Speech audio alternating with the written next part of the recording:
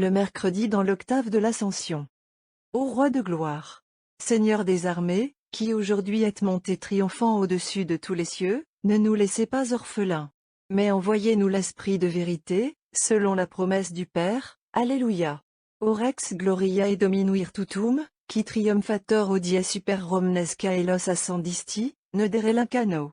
Sed mita promissum patris in nos spiritum veritati. Alléluia. Abaissons sur la terre nos regards, que nous avons tenus jusqu'ici fixés au ciel pour y suivre celui qui nous a quittés. Recherchons maintenant les effets du divin mystère de l'Ascension jusque dans notre humble et passagère demeure, où le Fils de Dieu a cessé de résider visiblement. Quel étonnant spectacle attire notre attention ici-bas. Ce Jésus, qui monta aux cieux en ce jour, sans que la ville de Jérusalem s'en émût, sans qu'elle s'en fût même aperçue, sans que le genre humain s'ébranlât à la nouvelle du départ de son hôte divin. Ce même Jésus, en ce simple anniversaire d'aujourd'hui, 18 siècles après l'événement, émeut encore la terre tout entière de l'éclat de son ascension. En nos tristes jours la foi est languissante. Quelle est cependant la région du globe où n'habitent pas les chrétiens, soit à l'état de peuple, soit à l'état d'individu? C'en est assez pour que l'univers entier entende dire que Jésus est monté aux cieux, et que ce jour est consacré à fêter sa glorieuse ascension. Durant 33 années il vécut de notre vie sur la terre. Fils éternel de Dieu, son séjour parmi nous fut ignoré de toutes les nations sauf une seule. Cette nation le crucifia. Les gentils ne l'eussent pas même regardé. Car la lumière a beau luire dans les ténèbres ne la comprennent pas. Et Dieu a pu venir dans son œuvre même, et ne pas être accueilli par les siens. Au sein du peuple préparé pour sa visite, sa parole a été cette semence qui tombe sur un terrain pierreux et ne germe pas, dans les épines et est bientôt étouffée par elle, et qui rencontre à peine un coin de cette bonne terre où elle peut fructifier. Si, à force de patience et de bonté, il maintient autour de lui quelques disciples, leur confiance en lui est demeurée faible, hésitante, toujours prête à s'éteindre. Et néanmoins, depuis la prédication de ces mêmes apôtres, le nom et la gloire de Jésus sont partout. En toutes les langues, dans toutes les races, il est proclamé le Fils de Dieu incarné. Les peuples les plus civilisés comme les plus barbares sont venus à lui. On fête sa naissance dans les tables de Bethléem, sa mort douloureuse sur la croix où il paya la rançon du monde coupable, sa résurrection par laquelle il confirma la mission divine qu'il était venu accomplir, enfin son ascension qui le fait asseoir en ce jour homme-Dieu, à la droite de son Père. Dans l'univers entier la grande voix de l'Église fait retentir le mystère de la glorieuse Trinité, qu'il est venu révéler au monde.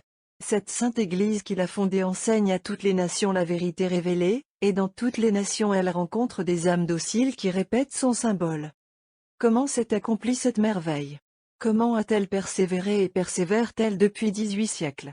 Jésus, qui s'élève au ciel en ce jour, nous l'explique d'un seul mot, « Je m'en vais », dit-il, et il vous est avantageux que je m'en aille. Qu'est-ce à dire, sinon que, dans notre état actuel, il y a pour nous quelque chose de plus avantageux que sa présence sensible. Cette vie n'est donc pas le moment de le voir et de le contempler, même dans sa nature humaine. Pour le connaître, pour le goûter, même dans cette humaine nature, un autre élément nous est nécessaire, c'est la foi. Or, la foi au mystère du Verbe incarné ne commence à régner sur la terre qu'à partir du moment où il cesse d'être visible ici-bas. Qui pourrait dire la force triomphante de la foi? Saint Jean l'appelle d'un nom glorieux. La foi, dit-il, c'est la victoire qui abat le monde sous nos pieds.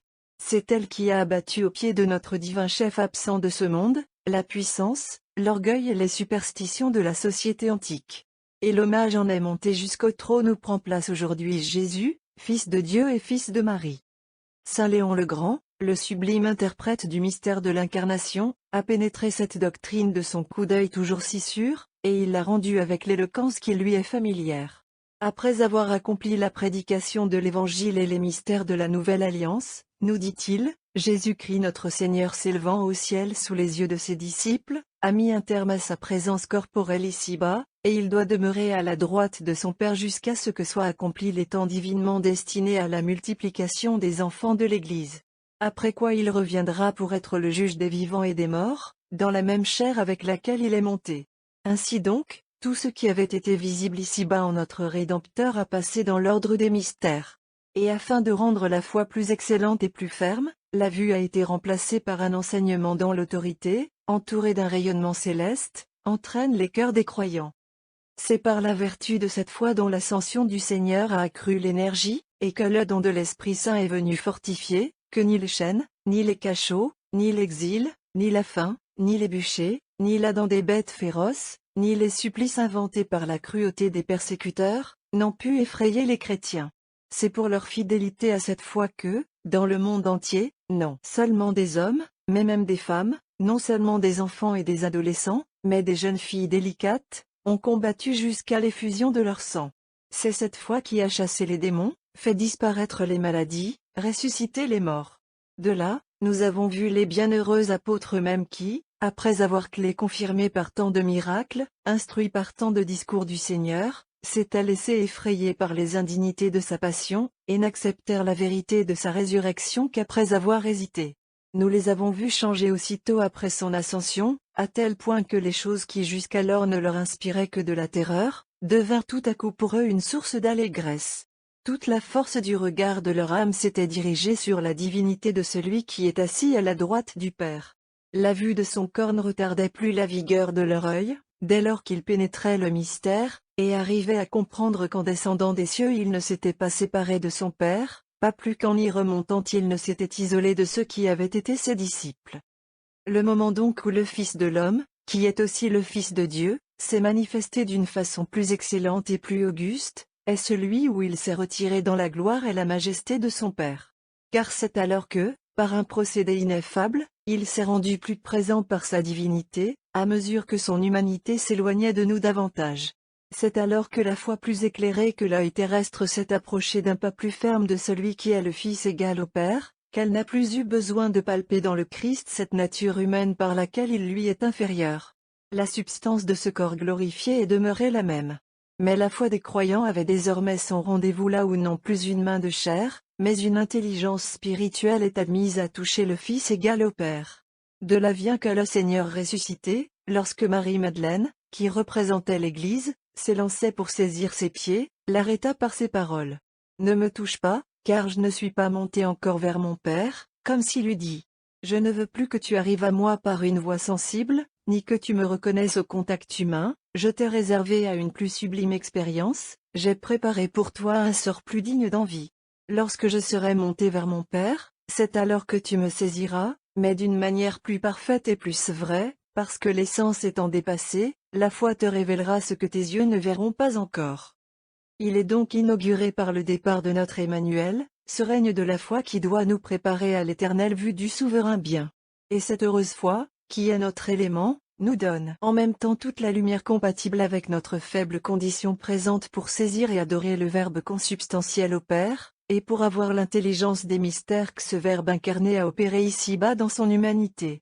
Un grand nombre de siècles nous séparent du moment où il se rendit visible sur la terre, et nous le connaissons mieux que ne le connurent et ne le goûtèrent ses propres disciples avant son ascension sur le mont des Oliviers. Il nous était donc véritablement avantageux qu'il s'éloignât. Sa présence eût gêné l'essor de notre foi, et notre foi seule pouvait remplir l'intervalle qui le sépare de nous, jusqu'à ce que nous ayons pénétré à l'intérieur du voile. Combien est profond l'aveuglement de ces hommes qui ne sentent pas la puissance surhumaine de cet élément de la foi, par lequel le monde a été non seulement vaincu, mais transformé.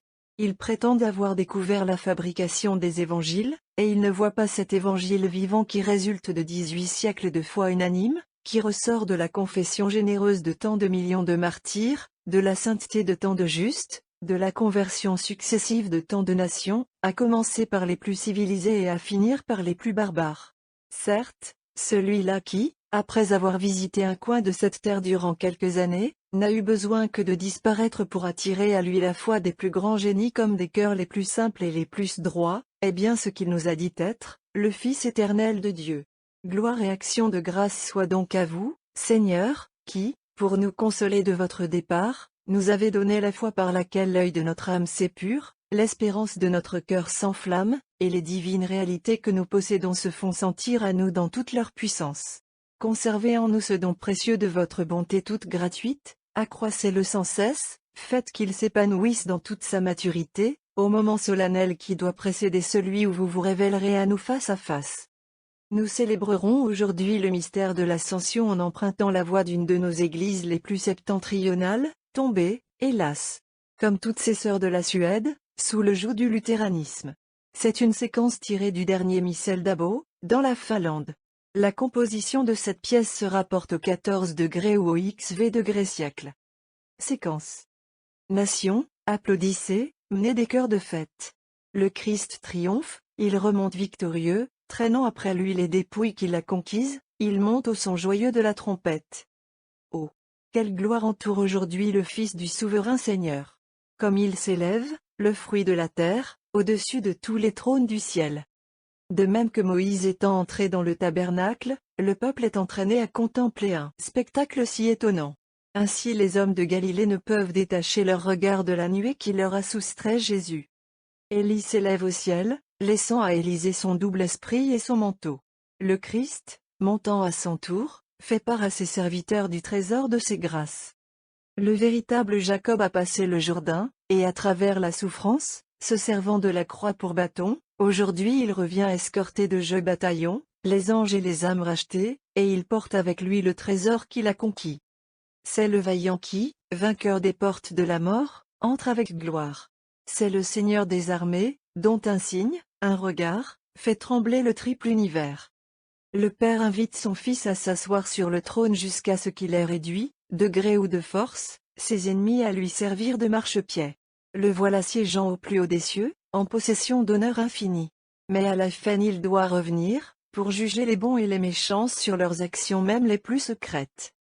Dieu vengeur, venez avec clémence, en ce jour où nous serons présentés en face de votre trône. En cette vie, faites-nous goûter dès le matin votre miséricorde. Et transportez-nous bientôt dans la vie éternelle, pour y prendre part à la gloire future. Amen. Nous terminerons, comme les jours précédents, par une des belles prières du bréviaire mozarabe dans le cours de l'octave. Capitula. Seigneur Jésus-Christ, qui avez élevé avec tant de gloire votre trône dans votre cité de Jérusalem qui est l'Église. Vous qui en avez fait si glorieusement la conquête et qui de son sein vous élevez dans un si beau triomphe jusqu'au Père, et nous manifestez les grandeurs de votre ascension dans la nature humaine que vous avez revêtue, daignez agréer nos vœux et accepter nos œuvres, afin que nous puissions posséder le royaume avec vous dans la gloire éternelle. Amen.